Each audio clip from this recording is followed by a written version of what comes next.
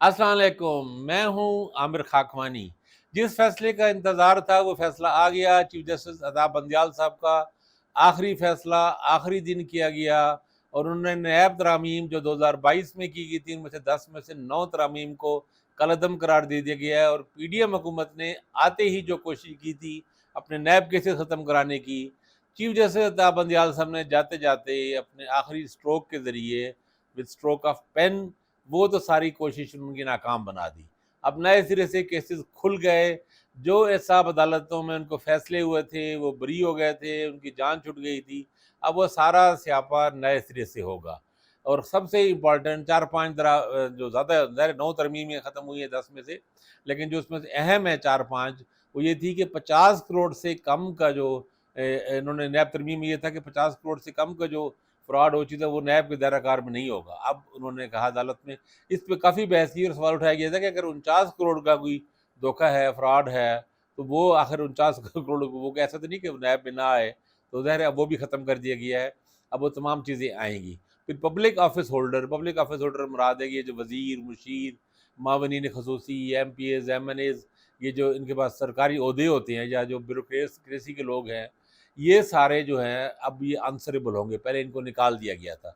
फिर एक और बड़ी अहम इसमें जो तब्दीली थी वो ये की गई कि इनको चेयरमैन के लिए भी उन्होंने मुद्दत ख़त्म उसकी तब्दील करके 4 साल के बजाय 3 साल कर दी थी और कौमी असम्बली और सेनेट से मंजूरी कर दी गई थी, अब वो भी बहाल हो गई। और एक और बड़ा जुल्म ये किया था पीडीएम ने कि इसको इतलाक इसका कानून साज़ी होती है, आज से होती है, आइंदा के लिए होती है।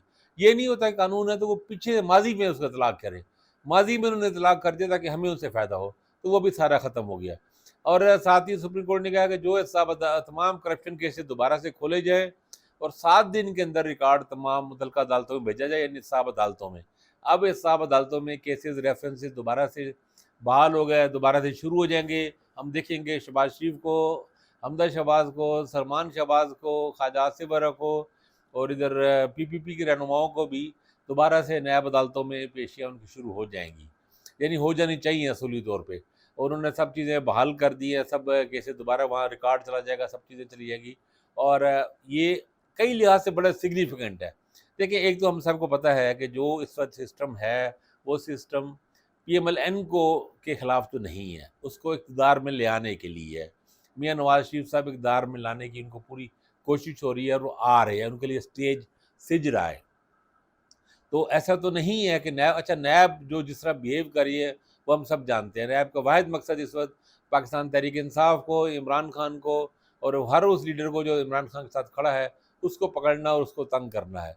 लेकिन सुप्रीम कोर्ट ने बहरहाल अपना काम कर दिया है। एक तो उन्होंने ये साबित कर दिया है कि कौमी असम्बली और सेनेट से, यानी पार्लियामेंट से, अगर कोई बदनीयती की बुनियाद पे कानून साज़ी हो, पर्सन स्पेसिफिक लॉज़ बने, किसी मखसूस लोगों को फ़ायदा उठाने के लिए, फ़ायदा देने के लिए बनाए, तो उनको सुप्रीम कोर्ट कालादम करार दे सकती है और उन्होंने दिया है।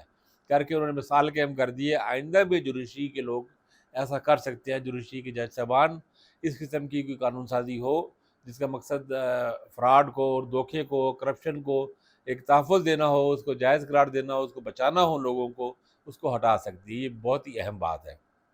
दूसरी, बहरहाल करप्शन के खिलाफ वो जो एक एजेंडा था, जो वो भी अब एक दोबारा से असर में ताज़ा हुआ है। तीसरी, उन्होंने कहा कि ये सारी कानून साज़ी मफाद आमा के खिलाफ है। तो इसमें यानी ये बेसिकली तहरीक इंसाफ इमरान खान लेके गए थे और इसमें जस्टिस मंसूर अली शाह ने बड़ा एक नेगेटिव कमेंट किया था कि पार्लियामेंट से भगोड़ा जो है वही कानून लेके आया था। ये बहुत ही अफसोसनाक किस्म का और सख्त काबिल तनकीद कमेंट था एक जस्टिस का, जो सीनियर जज हैं और कल को वो बाद में 2-3 सालों में चीफ जस्टिस ऑफ पाकिस्तान भी बनेंगे। तो इस किस्म का बायस्ड मुतासिबाना कमेंट दिया था मंसूर अली शाह ने। अच्छा, उन्होंने फैसला, मंसूर अली शाह ने इख्तिलाफ किया, हम सब जानते थे कि जस्टिस मंसूर अली शाह इख्तिलाफी फैसला करेंगे। जस्टिस मंसूर अली शाह के ख्याल में पार्लियामेंट जो मर्जी करे, वो चोरों को, लुटेरों को, करप्ट लोगों को जितना मर्जी तहफ़्फ़ुज़ दे, सुप्रीम कोर्ट मुँह में घुंघरियाँ डाल के, हाथ बाँध के अपने बैठ के तमाशा देखती रहे।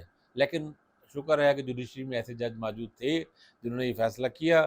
तो 2-1 से ये फैसला, अक्सरियती फैसला, जैसा अता बंदियाल और जस्टिस जावेद अहसन थे और जस्टिस मंसूर अली शाह ने नेगेटिव फैसला दिया, उनके इख्तिलाफ़ किया उसके।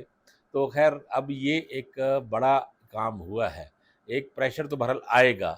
अब इससे ये हो सकता है, कुछ शायद हक़ान नवाज़ी का मैं रिएक्शन देख रहा था।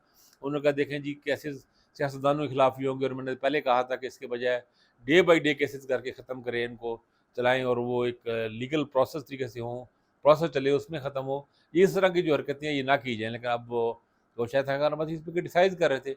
लेकिन बहरहाल अब ये अलबत्ता मुमकिन है कि अभी पीएमएलएन के लोगों को रिलीफ मिले, अगर पीपल्स पार्टी के लोगों को इसमें शिकंजे में लाया जाए। आप जानते हैं कि उनके लिए भी मामला तंग और सख्त हो रहे हैं।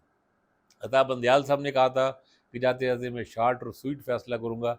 ये स्वीट फैसला ये उन लोगों के लिए तो है जो करप्शन के खिलाफ हैं, जो करप्ट लोगों को, लुटेरों को, फ्रॉड करने वालों को, ऐसे ऑफिस होल्डर को जिन्होंने ज़्यादतियाँ की हैं और बदعنवानी की है, उनको जेलों के पीछे देखना चाहते हैं, वो तो खुश होंगे फैसले। पीएमएलएन के लिए खासा कड़वा, बहुत तकलीफ दे और बिल्कुल तल्ख फैसला है। पीपल्स पार्टी वाले भी खुश नहीं होंगे, पीडीएम के और लोग जो जहाँ पे जिनमें किसी में नैब केसेस हैं वो भी खुश नहीं होंगे इस फैसले से। तो ये इतना स्वीट तो नहीं है। अब इसमें नज़रसानी किया है, नज़रसानी होगी, अब देखें उसमें चीफ जस्टिस तो रिटायर हो गए, उस वक्त क्या सूरत हाल बनेगी। बहरहाल एक जाते जाते एक अच्छा जुर्रतमंदाना, दिलेराना और एक बड़ा फैसला किया है चीफ जस्टिस अता बंदयाल साहब ने, जिसके लिए उनका शुक्रिया अदा करना बनता है। और मैं समझता हूँ कि पार्लियामेंट को, कानून साज लोगों को या अरकान असम्बली को इससे सीखना चाहिए। सिर्फ बदनीति की बुनियाद पर अपने ज़ाती मफाद में शर्मनाक हद तक नीचे गिर के इस तरह की कानून साजी नहीं करनी चाहिए, इससे उनका वक़ार बुलंद नहीं होता। और अब तो अदालतें उनके फ़ैसलों को कलअदम कर देती हैं, कर सकती हैं, तो उनको ये चीज़ सामने रखनी चाहिए। अब तक के लिए इतना ही, देखें इसके मज़ीद क्या इम्पैक्ट आता है। जब होगा इस पे बात करेंगे। अपना ख्याल रखिएगा। अल्लाह हाफ़िज़।